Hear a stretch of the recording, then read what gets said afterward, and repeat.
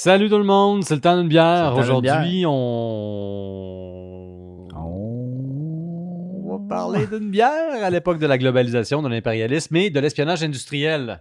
De l'espionnage industriel. Je savais que ce Moi, mot-là allait te titiller. J'ai juste entendu ça. Ouais. Puis bière. Tu te rappelles pas les autres mots? Non.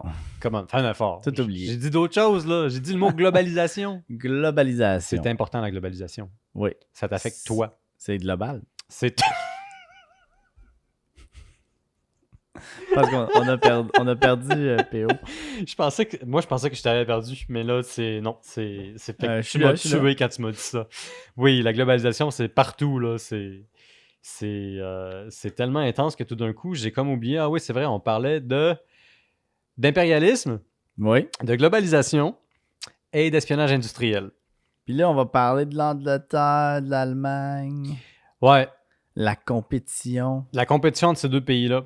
Sais-tu pourquoi? Non. Ben, je vais te le dire. Puis je vais le dire aussi à ceux qui nous écoutent. Chance, t'es là. Ben, je me disais aussi que ça pourrait aider. Mais c'est ça. Là, on a une situation particulière. Oui. Rendu au début du 20e siècle, il y a pas mal juste un type de bière qui est exporté dans le monde. C'est pas le seul, mais c'est un des seuls types. C'est-tu ce bière-là? Ben, cette bière-là est à l'origine de beaucoup des bières dont on parle. OK. Des bières à fermentation basse.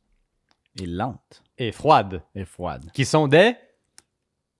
Lager. Oui! Je vais dire Exactement. Pilsner, mais non. Ben oui, lager, on s'est pratiqué. Ah, c'est pratiqué. On s'est pratiqué. Ça après à peu près 20 Ben fois, oui. mais on l'a eu. 20 fois, c'est assez correct en fait comme estimation.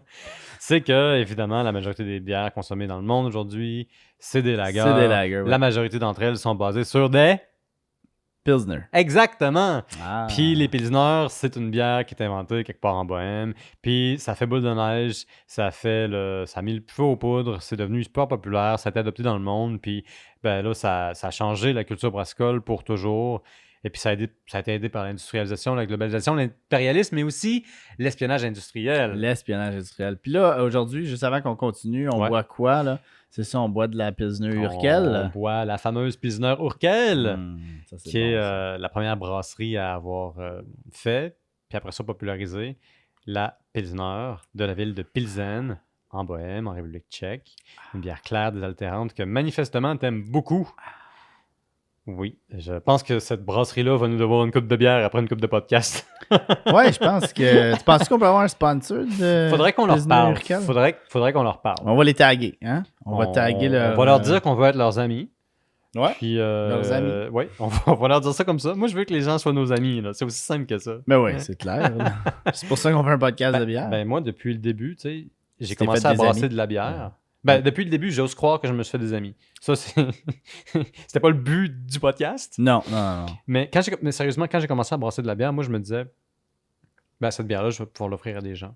Oui. Puis après ça, j'ai commencé à organiser des soirées de dégustation de bière. Oui, il y a toute une affaire sociale là, à propos de ça. Oui, ben moi, c'est partager quelque chose que je trouve bon avec des gens qui vont idéalement aimer ça. Puis après ça, c'est des conversations que je génère. Il y a aussi quelque chose de fiérant, si on veut, de pas gênant à inviter des gens pour leur partager quelque chose que tu as créé toi-même. Mm-hmm. Tu sais, toi, tu fais des tables, tu fais un petit peu d'artisanat, tu fais des compagnies. Quand tu rentres dans ces projets-là, Ouais. il y a un certain partage qui se crée, puis je sais que ça te motive. Ouais, ouais. Mais je pense que toi, tu as le plaisir d'entrer en contact avec des gens puis de faire des projets avec ces gens-là. Ouais. Ça vient de chercher. Ah ouais, c'est sûr. Comme le podcast. Parce que les gens ne savent peut-être pas, mais j'ai un studio de podcast. Puis le studio ici qui est un test pour un nouveau studio de podcast automatique qui s'en vient. Fait que ça va être cool. Mais retournons un peu Ouais. Grosse tangente. à l'Angleterre et l'Allemagne. La première de plusieurs tangentes. Ouais. Fait que ça, c'est les deux grands titans de l'exportation de la bière jusqu'avant la Première Guerre mondiale. L'Allemagne puis l'Angleterre. Puis c'est deux profils différents. C'est comme, parce que pense à ces deux. l'Angleterre, ils shippaient un petit peu plus de porter ou...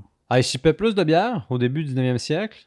En partie parce qu'ils contrôlaient l'infrastructure. Littéralement, il y avait un monopole. Mais est-ce que c'était pas nécessairement de la Pils, right? Ou je Non, c'est ça. L'Allemagne, c'est plus la Pils. Quand l'Allemagne commence à exporter de la bière, c'est surtout de la Pils. Ouais. C'est de la lager inspirée assez libéralement sur la bière qui se pratique maintenant en Bohème, qui est la Pilsner, qui est une bière balancée, désaltérante, un petit peu florale, avec peu d'amertume. Mhm. Bon, les Allemands vont développer plein de bières là-dessus, mais surtout, eux, leur grande force, ça va être la production à haute échelle, l'adoption de la science la plus à jour, puis après ça, l'exportation à grande échelle partout dans le monde. Mhm. Puis en Angleterre, c'est différent. C'est pas la même chose. Les deux pays n'ont Ouais. pas le même profil. Qu'est-ce qu'ils exportaient, l'Angleterre? Ils exportent au Comme quel type de tournant bière? du 19e siècle de la porter, Mhm. une bière un petit peu plus sèche sur la fin au goût. Ben, c'est sèche par opposition à pas complètement sucrée. Plus Ok, ça. ok. C'est une bière d'à peu près 5 à 6% d'alcool en général. Mhm. Et puis, ben, là, il y a aussi différentes teintes de bières qui sont toutes en fait des ales. Ça, c'est la grande distinction vers le début du 19e siècle Ouais. entre l'Angleterre et l'Allemagne. L'Allemagne exporte des lagers. C'est des bières qui doivent être réfrigérées. C'est des bières Ok. faites à une échelle énorme, industrielle, une échelle quasiment mondiale. Puis en Angleterre, euh, on exporte des ales qui sont pas aussi réfrigérées, qui ne demandent pas autant de capital. Puis les lagers, là, en fait, ils ont-ils toujours moins d'alcool? Comme sont-ils toujours moins Ah non. fortes? Ou Non, non, non, pas non. nécessairement, hein? Non, au début, les premières lagers qui ont été faites en République tchèque, en Bohème, à Pils, ouais, je dis jamais ça comme du monde, c'est Pilsen, la ville. Je m'excuse à tous les gens qui viennent de la ville que j'arrête pas de Pilsen. mal prononcer à On va chaque fois. taguer la ville. Oui, on Ouais, va c'est s'excuser envers la ville. On va s'excuser envers tout le monde. Oui, on s'excuse. On s'excuse pour tout ce qu'on a dit qui n'était pas exactement précis. Mais c'est ça, quand la brasserie des burgers de Pilsen est créée, Mhm. genre vers 1840, Mhm. eh bien, les premières Pilsner ont à peu près 5 à 6% d'alcool. OK. Et puis là, en Allemagne, on va commencer à faire de la Pilsner parce que les Allemands vont adopter cette bière-là, puis ils vont s'accommoder, ils vont créer des variations locales. La bière va rester à peu près à 5% d'alcool. Après ça, les États-Unis vont commencer à faire de la Pilsner parce que c'est la bière la plus en vogue. Mais là, aux États-Unis, elle va baisser en pourcentage d'alcool. OK. Ah, c'est là qu'on voit. Puis ouais, aux États-Unis, ça va baisser en masse parce qu'il y a beaucoup de pression sociale pour que la bière soit moins alcoolisée. Mhm. Puis aussi, ça coûte moins cher d'avoir une bière qui est moins forte en alcool parce que ça veut dire que tu mets moins de grains dedans, tu mets moins d'orge. Puis aussi, voilà, en fait, c'est ta céréale qui te coûte souvent très cher parmi les éléments, les ingrédients qu'il te faut pour faire de la bière. La céréale, c'est quand même un gros coût. Fait que si tu peux le faire baisser, puis après ça, que tu as moins d'alcool, ben là, tu te retrouves avec une situation dans laquelle tu as plus de consommateurs, puis tu as moins de coûts. Puis ça fait des économies d'échelle. Puis ça, c'est une des raisons pour laquelle la lager est aussi populaire aujourd'hui. Ben ouais. C'est qu'à cause des économies d'échelle, ça revient vraiment pas cher par tête de pipe. Puis là, c'est ça, on parlait pas des États-Unis, non, de l'Angleterre et l'Allemagne. Ouais, ouais, ouais. Eux autres, là, durant le 19e siècle, ils se livrent une espèce de guerre pour la conquête des marchés d'exportation dans le monde. C'est pas tout à fait la guerre secrète avant la Première Guerre mondiale. Il n'y a pas de bataille, Non, mais non. certainement, les deux, ils se Il y a battent pour une des marchés. grosse compétition. Là. Oui. Puis l'Angleterre gagne pas la bataille. Je le dis tout de suite, ça Ah se ouais, passe hein? assez mal pour l'Angleterre. Puis la raison pour laquelle ils perdent est une excellente façon de parler de la grande différence brassicole entre l'Angleterre et, disons, l'Allemagne. Parce que le climat culturel, économique, financier, puis militaire est pas du tout le même. Mais Premièrement, non. tu sais à quoi ressemble l'Angleterre au 19e siècle? Mhm. Ils sont partout dans le monde. Ils ont des colonies un peu partout. Sont un peu dans leur apogée côté impérial, ils dominent un peu le monde, sont présents en Inde, ils dominent un peu l'Inde, etc. L'Angleterre, en tout cas, peut-être que je devrais dire le Royaume-Uni, possède peut-être un quart de la planète côté contrôle politico-légal / militaire. Bref, ils sont partout, puis ils ont des colonies, puis ils exportent dans les colonies. Mais surtout, ils ont le monopole sur ces colonies-là, fait que ils peuvent vendre exactement la même bière qu'on fait en Angleterre, là-bas, sans se poser trop de questions. OK. Les Allemands vont innover. Ils vont commencer à vendre de la bière, mais pas pour leur marché à eux. Et puis, c'est pas du tout le même calcul. Parce que ils n'ont pas les mêmes contraintes déjà que l'Angleterre. Parce que l'Angleterre vend ses colonies, donc les colonies doivent être capables d'acheter les produits. Fait que quand la colonie va pas bien, c'est plus difficile d'acheter la bière en Angleterre. OK, ouais. Les Allemands vendent pas à leur colonie. Non. Ils vendent à tout le monde qui peuvent quand c'est possible. Mais la grande différence entre l'Angleterre et l'Allemagne, c'est vraiment la culture politique de l'instant. La brasserie au 19e siècle, en Angleterre, c'est une affaire de famille. OK. C'est des mamans puis des papas dont les enfants héritent de la brasserie et Ouais. continuent la tradition familiale. Et ça veut dire qu'ils ouvrent pas leurs livres aux étrangers. Donc, le cousin peut rentrer, mais l'ami du cousin, Non. c'est dangereux. Donc, même les plus grandes brasseries en Angleterre qui font quand même de l'exportation, en réalité, c'est quand même des entreprises familiales où l'omerta, la règle du secret, la jalousie, l'obsession, la paranoïa même sont maîtres. Donc, ces brasseries-là sont basées sur la pratique, sur la tradition. Donc, les ailes qu'on faisait il y a 50 ans, on continue à les faire. Il n'y a pas vraiment de climat d'échange, de recherche, contrairement à l'Allemagne, où est-ce que des entreprises rivales vont se montrer leurs livres. Ils vont littéralement se montrer ok. des levures qu'ils ont développées en laboratoire. Fait que les mom and pop shops, là, ça c'était vraiment en Angleterre. Puis en Allemagne, eux autres, ils ont vraiment. Ils ont essayé d'innover dans le fond. Ouais. Ils ont partagé leurs recettes. Ben, en Allemagne, tu as l'innovation technique, scientifique, puis même financière. Juste Ok. un petit exemple comme ça. Là. Ouais. La plupart des brasseurs en Angleterre sont, même ceux qui sont les plus prospères, sont pas super riches par rapport aux grands financiers qui ont des parts dans plein de compagnies aux quatre coins du monde, notamment dans les colonies. Mhm. Donc, ces gens-là sont pas, disons, au sommet de l'élite. Ils sont pas exactement les plus puissants de l'Empire britannique. Et puis là, si tu veux avoir une grosse brasserie, prendre des risques, innover, développer quelque chose de nouveau, il te faut du capital. Il faut que tu l'empruntes quelque part. Mhm. Mais tu peux pas, au début du 19e siècle, juste aller à une banque et dire « Salut, j'aimerais ça avoir un énorme prêt, pouvez-vous me faire confiance? » On te le donnera pas. Il faut des connexions. Il faut des amis puissants. Il faut une lettre de recommandation, des fois, de quelqu'un qui a été élu quelque part pour pouvoir accéder à du capital. Mais en Allemagne, beaucoup plus permissif. Ah ouais. Le système financier se développe un petit peu plus rapidement. Donc, c'est pas nécessairement qu'il est mieux, mais c'est que c'est moins difficile d'avoir accès au D'emprunter capital de l'argent. en général si tu es moins riche. Puis je veux pas dire que c'est parce que l'Allemagne est plus avancée que l'Angleterre. Je veux dire, légalement, les deux pays ont des avantages et des inconvénients. Mais toujours est-il que l'accès au capital est très différent. Un petit peu plus restreint pour les moins puissants, disons, en Angleterre à cette époque-là. Puis ça fait que l'entreprise brassicole reste aux mains de la famille. Donc, on engage des gens qui sont des amis de la famille. En Angleterre. Puis Ouais, aussi, on peut juste pas emprunter. Même si on le voudrait, on peut pas parce que c'est beaucoup trop difficile. Fait qu'est-ce que les gens font en Angleterre? Ils vont s'associer. On fait des partenariats avec des individus qui ont un petit peu d'influence. En général, on va s'associer avec à peu près une dizaine de personnes, la plupart du temps des hommes. Ou des amis de la famille. C'est pas mutuellement exclusif. Il y a très, très peu de femmes qui sont impliquées dans le processus, à moins qu'ils héritent. Les femmes sont pas, malheureusement, à ce temps-là, impliquées dans la construction des empires de la bière.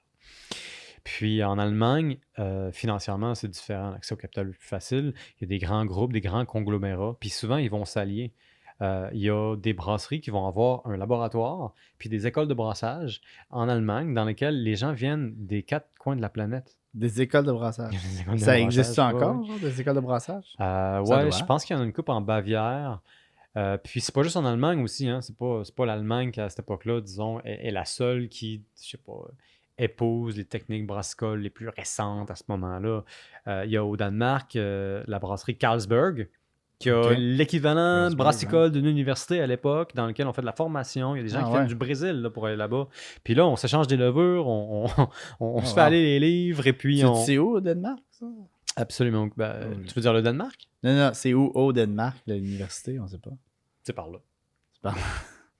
C'est soit au nord, au sud, à l'est. C'est 3 îles, le Danemark. Hein? Oui. Non, mais je peux pas te dire c'est où exactement. Moi, j'étais allé à Legoland au Danemark. T'es allé à Legoland? Ouais, c'était...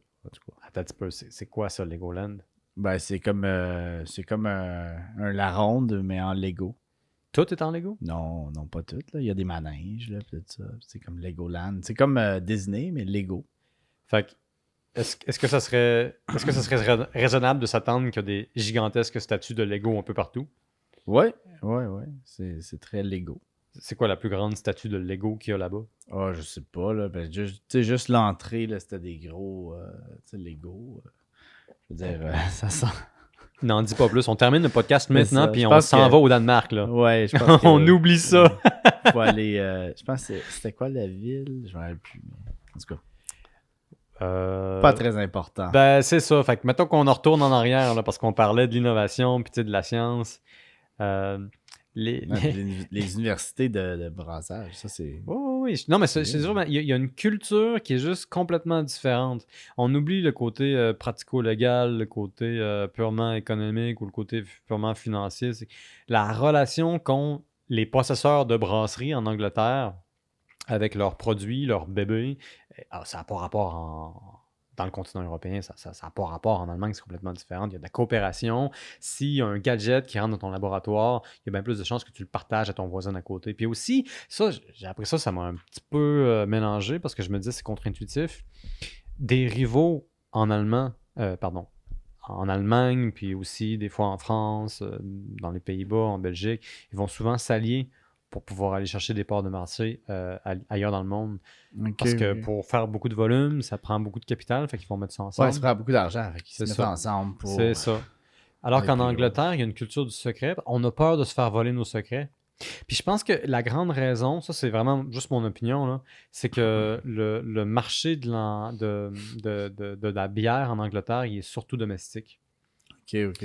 Alors que quand la lager se développe massivement en Allemagne, le marché domestique, il est déjà servi, là, si on veut. La consommation augmente, mais il y a une opportunité d'exporter.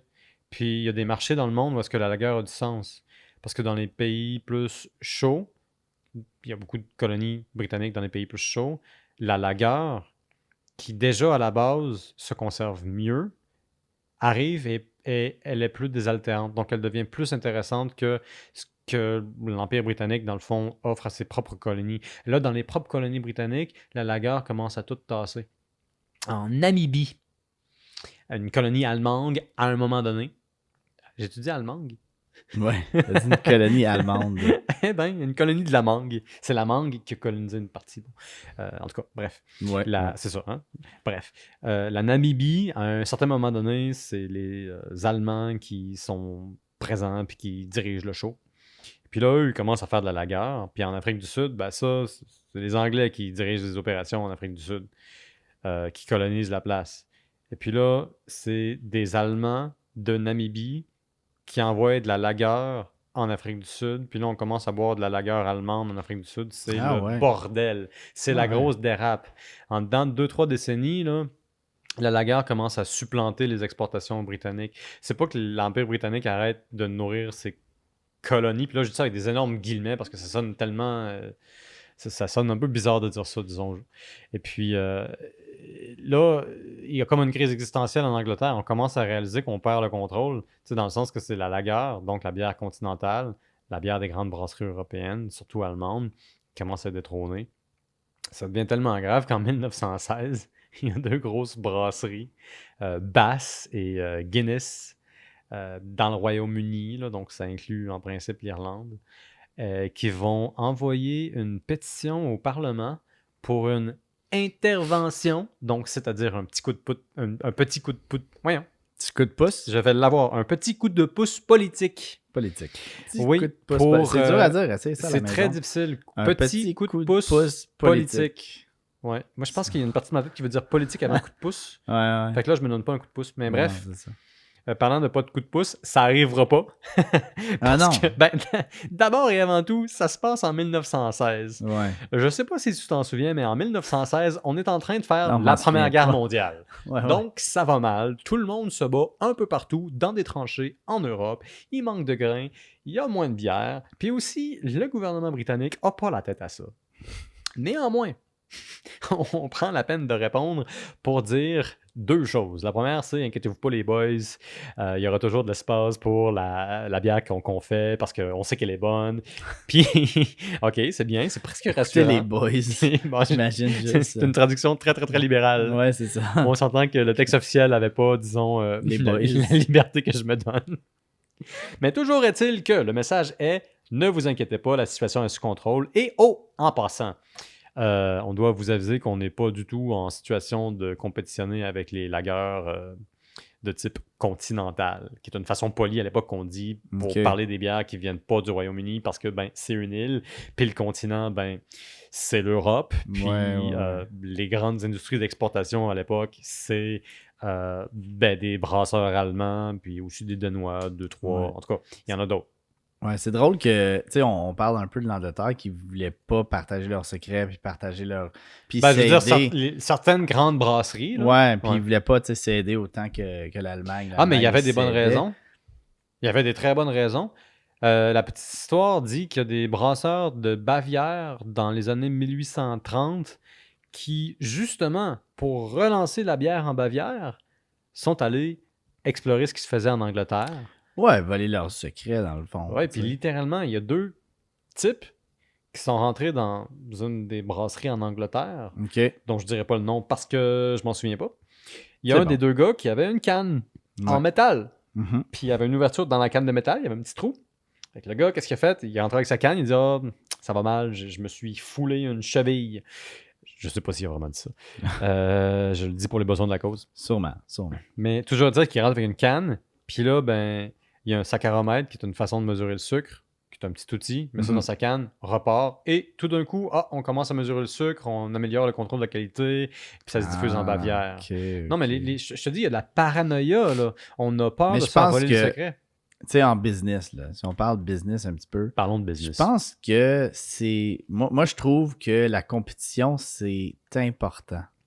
OK. Puis ça l'apporte, disons, là, ben justement, comme tu sais, en Allemagne, ils se partageaient un peu leurs secrets. Bah, c'est tu sais, sûr ils que apportaient- c'était t'sais- pas complètement transparent non plus, là. Il fallait quand Non, même faire des non. affaires, tu sais. Mais plus que. Mais en volant les secrets, disons, de l'Angleterre, tu sais, ils ont amélioré leur bière, ce qui a fait. Tu sais, tout ça fait un bienfait à tout le monde, dans le fond. Tu es en train d'encourager le vol industriel? Non, non, non. Jérémy, Pas du attention, là, il y a des gens qui nous écoutent. Il y a des gens qui nous écoutent. Non, mais Ben, je c'est pense ça qu'il y a pour des gens dire qui nous que écoutent. si on prend, ben là, on prend la bière, là, mais tu sais. Mhm. Plus qu'il y en a, mieux que c'est. Puis je pense que tout le monde. Je pense qu'il y en a assez pour tout le monde, dans le fond. Tu sais. Tu parles, Puis- tu parles-tu de secret ou de bière? non, de bière, tu sais. Fait que moi, je pense que dans le fond, tu sais, l'Angleterre aurait mieux fait de partager tout ce qu'il y avait. Tu sais.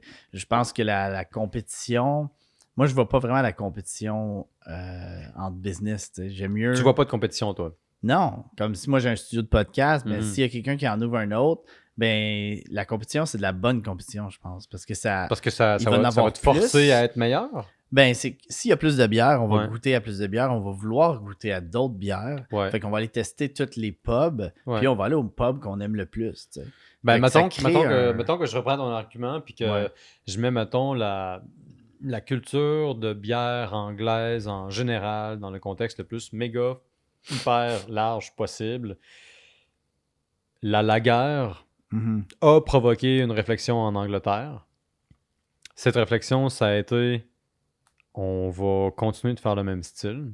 Ce style-là est quand même très apprécié aujourd'hui. Donc, manifestement, il y a quelque chose qui s'est bien passé. Ah ouais. L'Angleterre exporte plus de bière que la République tchèque aujourd'hui. Ah C'est ouais. un plus grand exportateur. Même que dans les dernières années, il y a une augmentation assez importante des exportations de la bière anglaise. Puis une des raisons pour lesquelles c'est arrivé, c'est parce que ben, dans tous les cas, la tradition historique brassicole anglaise est quand même respectée. Mhm.